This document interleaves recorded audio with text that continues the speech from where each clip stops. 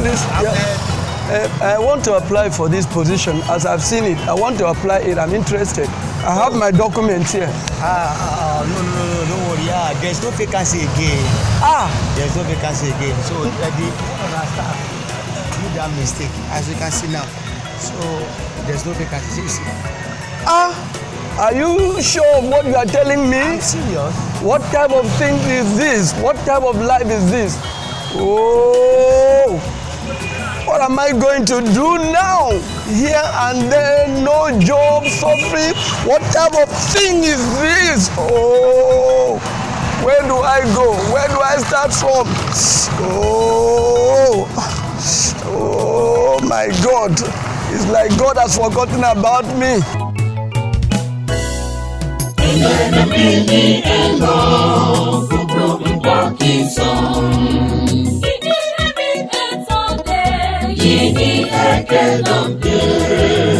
Ufan Bet Ini Fo,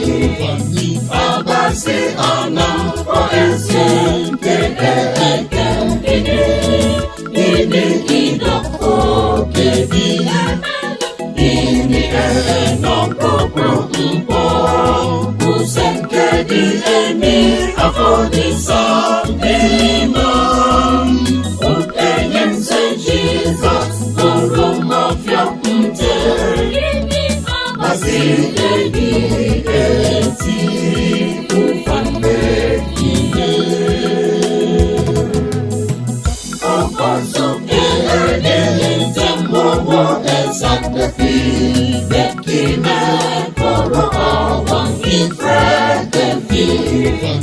abasi ana koese keleke ini idoko kebi ini elena popo mpo usen kedi eni afodi